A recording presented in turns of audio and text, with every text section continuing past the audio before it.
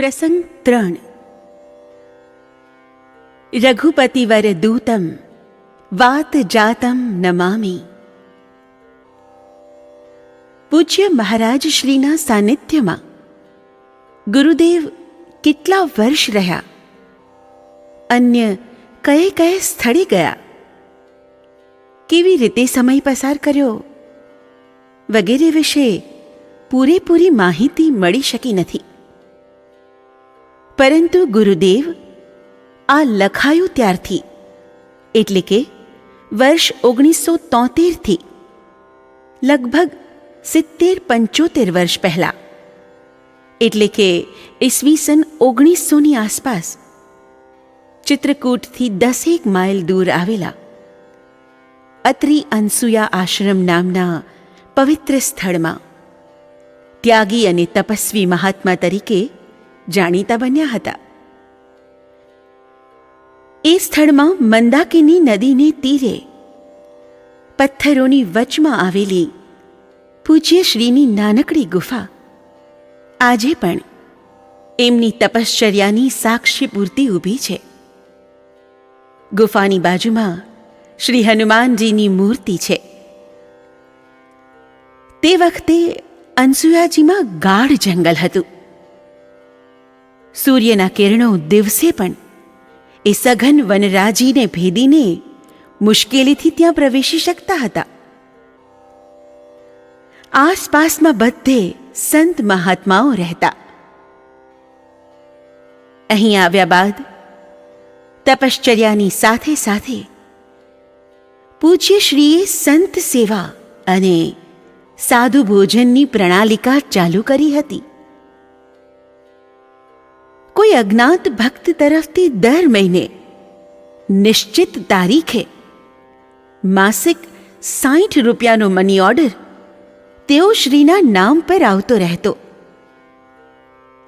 સીતાપુરની post ઓફિસેથી એ રૂપિયા લઈ આવીને પૂજ્ય શ્રી એનો સાધુ ભોજનમાં ઉપયોગ કરતા. આજે 80-85 વર્ષના દેખાતા રામ બહોરીજીની ઉંમર ત્યારે 10-12 વર્ષની. તેઓ શરૂમાં તો પૂજ્યશ્રી દ્વારા ચાલતા અન્ય ક્ષેત્રમાં બાળ સુલભ રુચિને વશ થઈને સારું ભોજન મળવાની લાલચથી જતા હતા. પરંતુ ઉંમર વધતા તેમને પૂજ્યશ્રી પ્રત્યે ભક્તિભાવ અને પ્રેમ ઉત્પન્ન થયા. તેથી એમણે પૂજ્યશ્રીની સેવામાં રહેવા માંડ્યું. રામ બહોરીજીએ અન્ય મહાત્માઓ પાસેથી સાંભળ્યું કે અનસૂયાજીમાં પધાર્યા તે પહેલાં પૂજ્યશ્રી કોટિતીર્થ અને દેવાંગનાની વચ્ચે આવેલા પંપાસર નામના સ્થાનમાં વર્ષો સુધી રહ્યા હતા. તેઓ શ્રી ત્યાં પોતાને શરીરે ભભૂતિ લગાડતા અને માથે મોટી જટા રાખતા. તેથી ત્યાંના લોકો એમને ત્યાગીજી મહારાજ તરીકે ઓળખતા. પંપાસરમાં પૂજ્યશ્રી પહાડની વચમાં આવેલી એક ગુફામાં રહેતા. ત્યાં આપે શ્રી હનુમાનજીની મૂર્તિની પ્રાણ પ્રતિષ્ઠા કરી હતી, જે મૂર્તિ આજે પણ બાંકે સિદ્ધ હનુમાન તરીકે પૂજાય છે. પંપાસરમાં 12 વર્ષ સુધી એક ધારી ઉગ્ર તપશ્ચર્યા કર્યા બાદ પૂજ્યશ્રી અનસૂયાજીમાં પધાર્યા હતા. અનસૂયાજીમાં એક દિવસ નમતી સાંજે ફરવા નીકળ્યા. સાવ એકલા ચાલતા ચાલતા બહુ દૂર નીકળી ગયા. દરમિયાન અંધારું ઘેરું બની ગયું. એટલે જ્યાં પહોંચ્યા ત્યાં જ પૂજ્યશ્રી બેસી ગયા. પાસે એક નાળું હતું. થોડી વાર પછી નાળામાંથી કોઈ પાણી પીતું લાગ્યું. અવાજ સાંભળીને એમણે આસપાસ નજર ફેરવી. જોયું તો વાઘ. વાઘને જોવા છતાં પૂજ્ય શ્રી ચૂપચાપ બેસી રહ્યા, જાણે કંઈ જોયું જ ન હોય. પૂજ્ય શ્રી તો ચૂપ રહ્યા, પરંતુ તેમની આધ્યાત્મિક શક્તિ, દિવ્ય શરીરમાંથી નીકળતા ઉચ્છ્વાસ ચૂપ ન રહ્યા. મહર્ષિ પતંજલિએ કહ્યું છે, અહિંસા પ્રતિષ્ઠાયામ તત્સન્નિધૌ વૈરત્યાગ. અર્થાત વ્યક્તિમાં જ્યારે અહિંસાની પ્રતિષ્ઠા થાય છે, ત્યારે તેની નજીક આવનારા ક્રૂર પ્રાણીઓ પણ સ્વભાવથી જ નિર્વેર બને છે. પૂજ્ય શ્રીના સંપૂર્ણપણે અહિંસક એવા ઉચ્છ્વાસે પોતાનો પ્રભાવ પ્રકટ કર્યો અને પાણી પીતો વાઘ એ પવિત્ર વાતાવરણમાં પોતાનું હિંસકપણું ગુમાવી બેઠો. તે સીધો પૂજ્ય શ્રીની નજીક આવ્યો. પછી ધીરે રહીને તેણે પોતાનો દેહ લંબાવ્યો. તેનું માથું શ્રી ચરણોને લાગતું હતું. પૂજ્ય શ્રીએ કહ્યું, અચ્છા ભાઈ, आ जाओ, तुम भी चुपचाप पड़े रहो. पहले मैं यहाँ अकेला था, परंतु तुम्हारे आ जाने से हम एक में से दो हो गए. सवार पड़ता पूज्य श्रीए गुफानी वाट पकड़ी. हिंसक जंगली पशु पर पूज्य श्रीનું કેવું અનુપમ આશ્ચર્યજનક પ્રભુત્વ. વન્ય પશુઓ પણ એ પ્રેમ દેવતાના ચરણોમાં ઝૂકી જઈને જાણે એમ કહેતા હતા, અમે આપનાથી જીતાઈ ગયા છીએ. આપના તપ ત્યાગને અમારા પ્રણામ. કહો, અમે આપની શી સેવા કરીએ? નીચાણવાળા પ્રદેશમાં સરિતા શું સ્વયં નથી ઢળી જતી? વ્યાવહારિક જીવનમાં પણ આપણે જોઈએ છીએ કે કોઈ માનવ મળમૂત્ર પડેલા હોય ત્યાંથી પસાર થાય છે, ત્યારે તેની ઈચ્છા હોય કે ન હોય, તે છતાં દુર્ગંધથી તેનું માથું ફાટવા લાગે છે.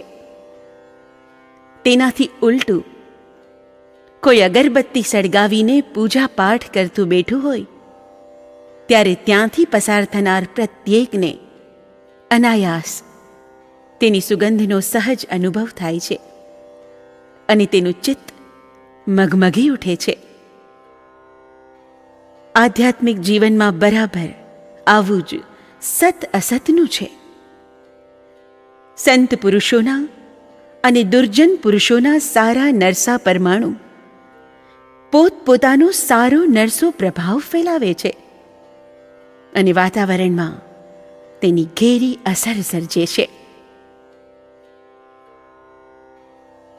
અનસુયાજીમાં રહેતા હતા ત્યારે એકાદશીએ શ્રી કામદગીરી પર્વતની પરિક્રમા કરવાનો પૂજ્ય શ્રીનો નિયમ હતો. વનવાસ દરમિયાન ભગવાન શ્રી રામ જાનકીજી સાથે આ પર્વત પર વસતા હતા. તેથી ચિત્રકૂટમાં આ પર્વતનો મોટો મહિમા છે. પૂજ્ય શ્રી જ્યારે જ્યારે કામદગીરી જવા નીકળે, ત્યારે ત્યારે હંમેશા તેમને રસ્તામાં એક વાઘ મળે. તે છેક સુધી તેમની સાથે સાથે ચાલે. કોઈ વાર આગળ નીકળી જાય તો કોઈ વાર પાછળ રહી જાય. જાણે અન્ય જંગલી પશુઓથી પૂજ્યશ્રીની રક્ષા કરવાની ભાવનાથી એમની સાથે ન ચાલતો હોય.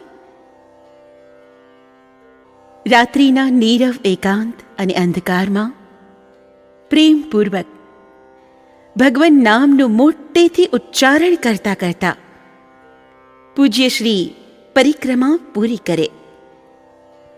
ખરું પૂછો તો ગુરુદેવનો દિવ્ય શ્રી વિગ્રહ એ સાક્ષાત પરમાત્માનું આવાસ સ્થાન હતું.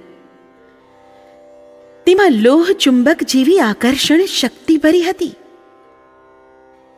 ત્યાં માનવ પશુના ભેદભાવને સ્થાન નહોતું.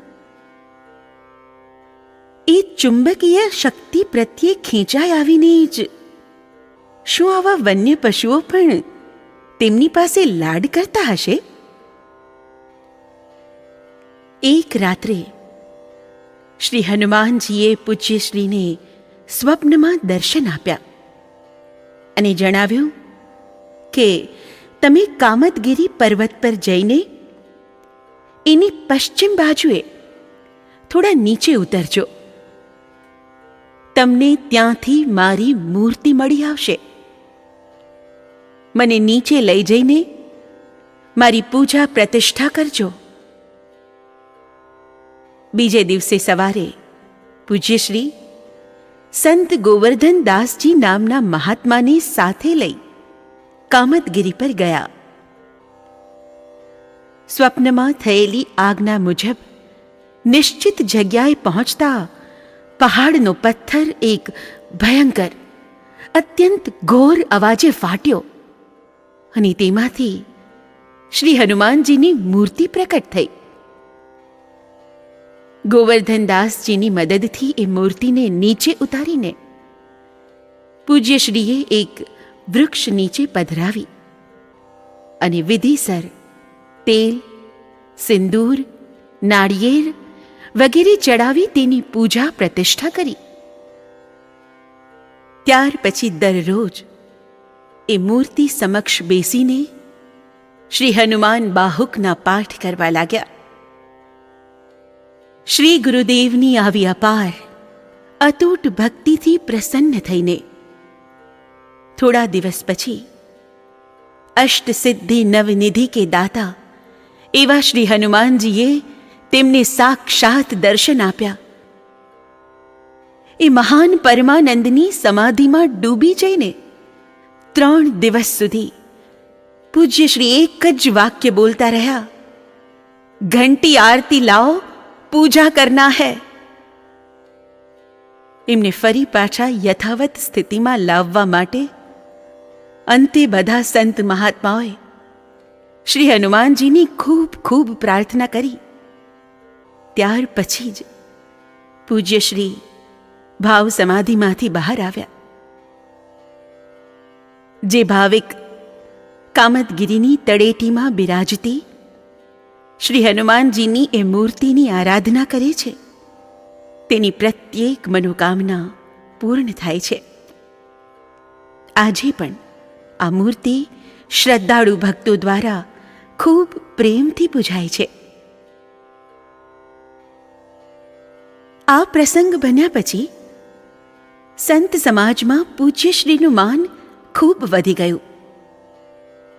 સંતો એમને આદર અને પૂજ્ય ભાવથી જોવા લાગ્યા. ન જોઈ શક્યા માત્ર એક સાધુ. એ હતા અનસુયાજીના મહંત. પૂજ્યશ્રીનું બહુમાન થતું જોઈને એ મનમાં ને મનમાં અસૂયાની ઈર્ષાની આગમાં બળવા લાગ્યા. સંતો કહે છે, અનસૂયા એટલે નાસ્તિ અસૂયા, જ્યાં ઈર્ષ્યા નથી એવું સ્થાન. અને અત્રિ એટલે જેમાં સત્વ, રજ, તમનો અભાવ હોય તે ઋષિ, અને તે સ્થાન પણ અત્રિ. અસૂયા અને 3 ગુણોથી રહિત સ્થાન એટલે જ અત્રિ અનસૂયા આશ્રમ. આવા પવિત્ર સ્થળમાં રહેતા હોવા છતાં મહંતજીનો મૂળથી ઈર્ષાળુ સ્વભાવ ન સુધર્યો. સુધરે પણ ક્યાંથી? ઊંચ નિવાસ નીચ કર તૂતી, દેખી ન શકહી પરાઈ વિભૂતિ. એ મુજબ એમને ગુરુદેવ પ્રત્યે ઈર્ષ્યા પ્રગટી. એવો ભય પણ લાગ્યો કે આ મહાત્માનું બહુ સન્માન થવા લાગશે તો કોઈ મારી સામે પણ નહીં જુએ. તેથી ગુરુદેવને ત્યાંથી દૂર કરવા માટે એમણે રાત દિવસ પ્રપંચ કરવા માંડ્યા. પૂજ્યશ્રી એમનો આ મનોભાવ કળી ગયા એટલે એમણે પોતે જ બને તેટલા જલ્દી અનસૂયાજી છોડી જવાનો સંકલ્પ કર્યો. આ સંકલ્પને વેગ મળે એવું વાતાવરણ પણ સહેજે ઊભું થઈ ગયું. એ સમયમાં ત્યાંના લોકો મંગલસિંહ બહારવટિયાનું નામ સાંભળતા પણ ભયથી ધ્રુજી ઉઠતા હતા. એક દિવસ નમતી સાંજે મંગલસિંહ તેના સાથીઓ સહિત અનસૂયાજીમાં પૂજ્યશ્રી પાસે આવ્યો. તેઓ ગુફાની બહાર બેઠા હતા. મંગલસિંહે પૂછ્યું, બાબા, કંઈ ખાવાનું મળી શકશે? ભીતર જાકર દેખ લો, દેખો કુછ મિલ જાય તો ખા લો. સૌએ ગુફામાં જઈને જોયું તો ત્યાં લોટ, દાળ, ઘી, બટેટા વગેરે પડેલું.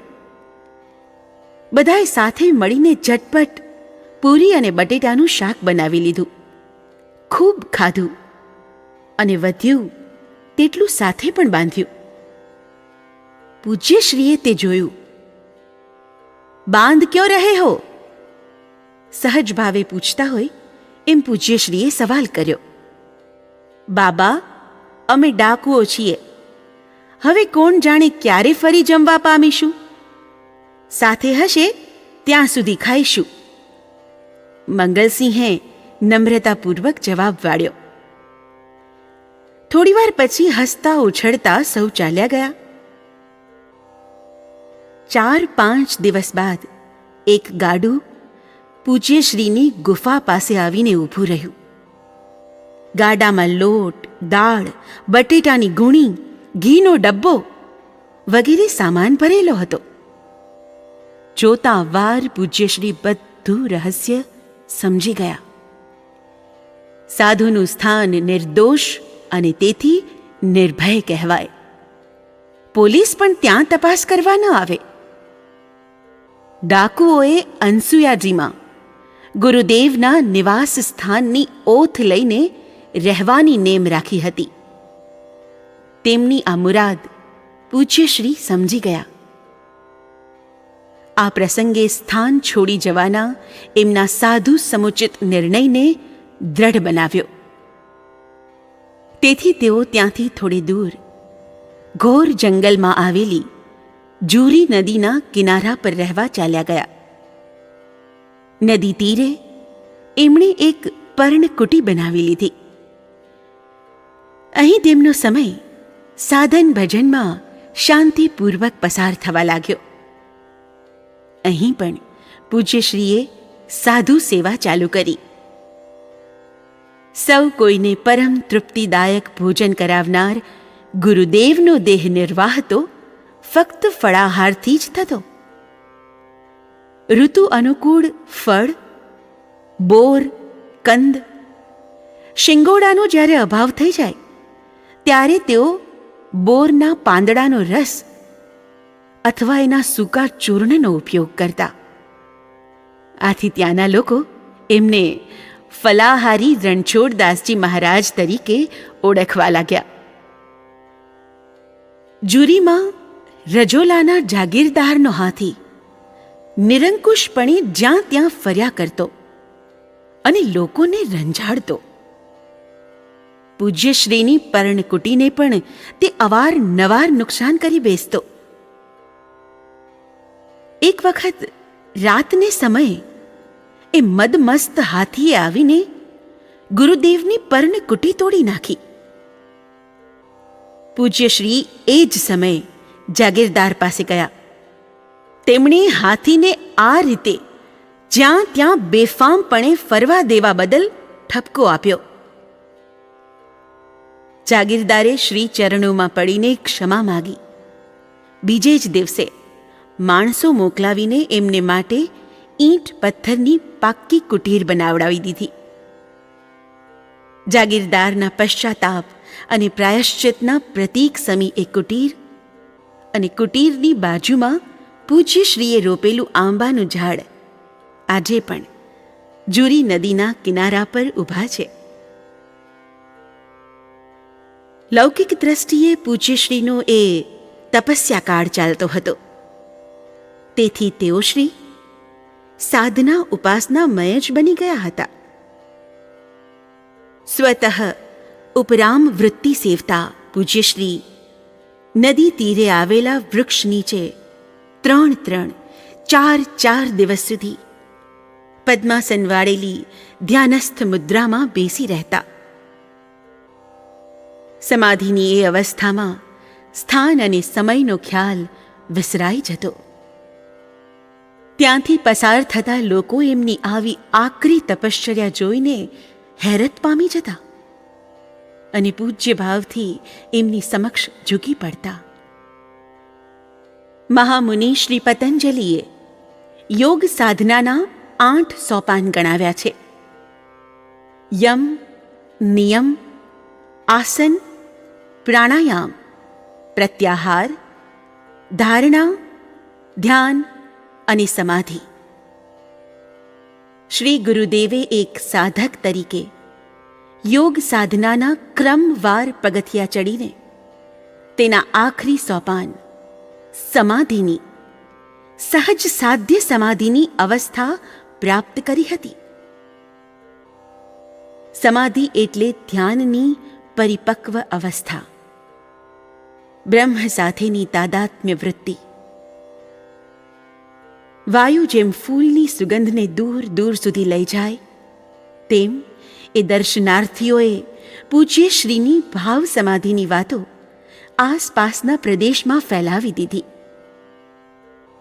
વ્રત ઉપવાસને કારણે ક્ષીણકાય બનેલી પરંતુ તપશ્ચર્યાને કારણે અલૌકિક આભા પ્રતિભા વડે ઓપતી એ તેજસ્વી મંગલમય મૂર્તિના દર્શન કરવા માટે હવે ચિત્રકૂટથી અનેક સંત મહાત્માઓ પણ આવવા લાગ્યા. ધીરે ધીરે પરિચયની સાથે સાથે પૂજ્ય શ્રી પરના સૌના શ્રદ્ધા પ્રેમ પણ વધતા ચાલ્યા. પ્રભુતા કો સબ કોઈ ચહે, પ્રભુ કો ચહે ન કોઈ, જો તુલસી પ્રભુ કો ચહે, આપ ही પ્રભુતા હોય. સર્વે ત્રહ સુખિનઃ સંતુ, સર્વે સંતુ નિરામયાઃ, સર્વે ભદ્રાણિ પશ્યन्तु, મા કશ્ચિદ દુઃખમાપ્નુયાત. જય ગુરુદેવ, જય સિયારામ.